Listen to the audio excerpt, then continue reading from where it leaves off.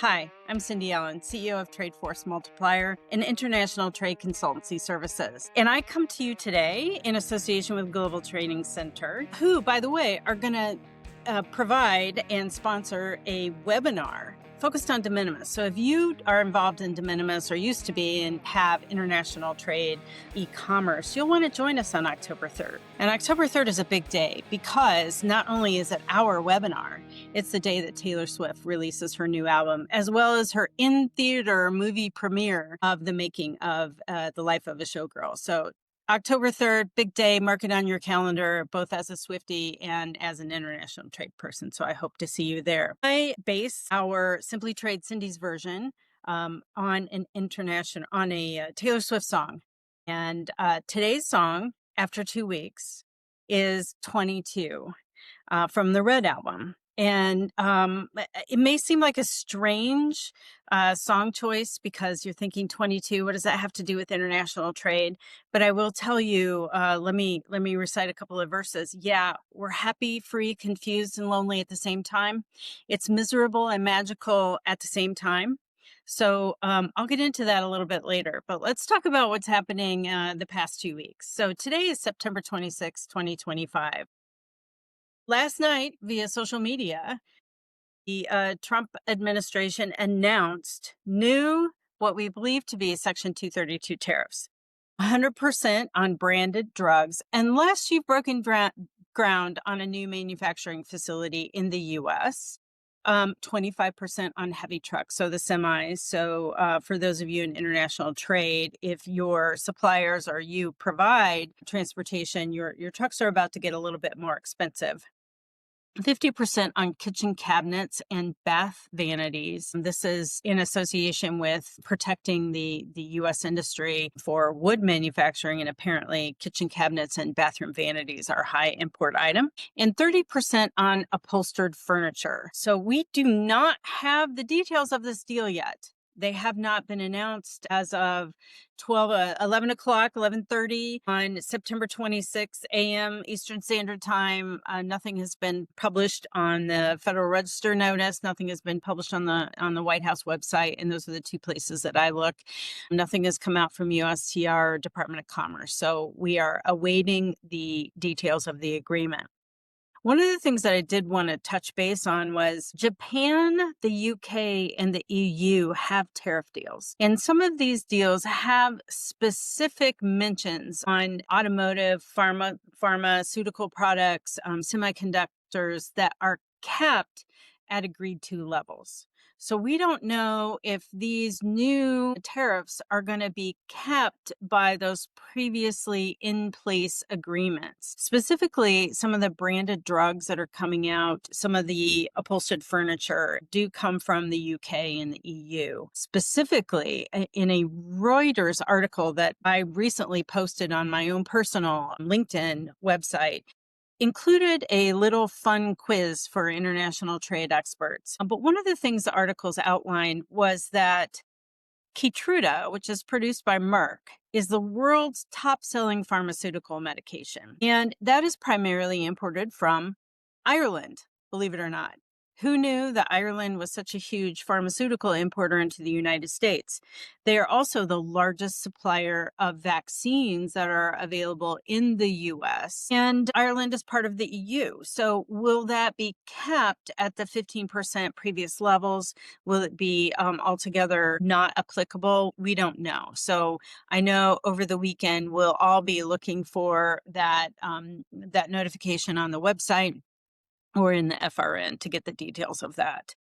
We don't know. Does this preclude the 232 duties? We are not sure. Switzerland, ironically, is the second largest producer of pharmaceuticals into the United States that are name brand. And again, remember, this 100% duty is only on the name brand products. So again, will they come to the table with a larger type of trade agreement? If you remember, they were hit quite hard in the IEEPA reciprocal duties and did not understand why. So now we can maybe see why Switzerland was one of the largest hit in the IEEPA duties. And now will they be doubly hit by the pharmaceutical additional tariffs, whatever form that these take? Not included in the announcement were generic drugs. And generic drugs are generally imported from two sources, India and China.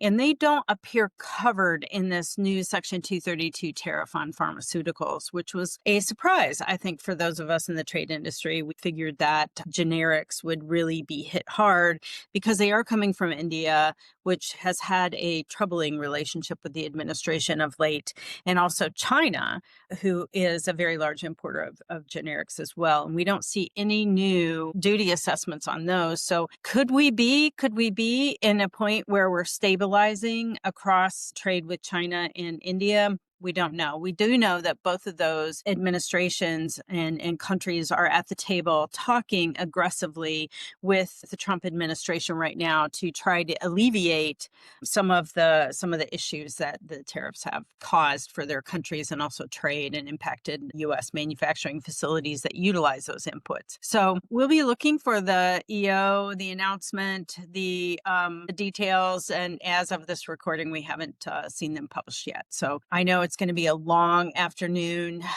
Again, I'm going to be waiting with my glass of wine at 4:30 for the announcement to come out in the details so I can dig into it with the rest of my trade nerds and trade geeks. Also this week, we found out the details just yesterday, actually, of the EU trade deal implementation. Some of those details came out this week. Yesterday, CBP published a notification on their website of how to implement the tariffs with a little bit more specificity. That's one of the big challenges that a lot of us in the industry have had, especially if you're a customs broker. We have had a real challenge in understanding how to implement all of these tariffs because we simply don't have enough details. And one of the things that we heard at a recent trade association was that the government overall is not filtering down information much more in advance than what we get it in the trade. So the implementing office at CBP is getting maybe a day or two, sometimes notification of how the final form of these duties are coming out. That leaves them scrambling on multiple levels. One, they have to implement this from a technology perspective. And we've seen the government, CBP, implement these by Chapter 99 numbers. Why? Because that's the easiest way. It doesn't require programming to a great degree. It doesn't require changing how duties are calculated. They merely implement a new 99 number that then has to be applied on the entry summary. So that has a easy flow from within the government down to CBP. What is more challenging is then taking the language of the executive order or the announcement from USTR or the announcement from the White House and digging into the policy aspects. Those are where we don't know how things work always. Is this applied? Is it not? Specifically, when we're looking at EU and pharmaceuticals, how will we apply that? Will there be a number that says, hey, this is this new 232 duty, but it adds up to more than 15%? Is that old 99 number that capped it at 15% going to apply, or will we have to send a new one? Those are policy kinds of discussions that we have not had yet. And many times the government is combing through that information and trying to determine how to get out instructions to the trade, how to answer our questions, and then anticipating what some of those questions are. If you're a customs broker, I highly recommend that you become a part of NCBFA, which is the National Customs Brokers and Forwarders Association of America. If you're an importer, join AAEI or ICPA as members. Those organizations are getting information out to their members, and they have the ability to pose those questions back to CBP and have them incorporated into the FAQs. One of the challenges that Customs has communicated to those associations is that everything that they publish has to be reviewed at a higher level because of the IEEPA Supreme Court case that's going on right now. Even though dues may not be implicated or impacted by that decision at the court, The administration is requiring all communications regarding tariffs and trade to be reviewed, not just at CBP leadership level, not just at DHS leadership level, but at the Department of Justice to understand if it impacts the court case or not, and sometimes higher in the administration at the White House level for the National Security Council, for the trade, the trade. It delays the ability for customs to get information out, and it's frustrating for us as import professionals to try to make sense of that. It seems like we should have the information that comes out, but this is my reminder to be kind to your government officials because they're getting the information not much earlier than we have, and they have a very long review period to go through before they can publish any information. Again, also note several countries are at the table, which was really good news, even though it gives us another layer of complexity that we have to implement. At least we know our clients, and if you're an importer, you won't be paying the level of duties if those negotiations are successful in their regard. The last thing I want to touch on is the Supreme Court case.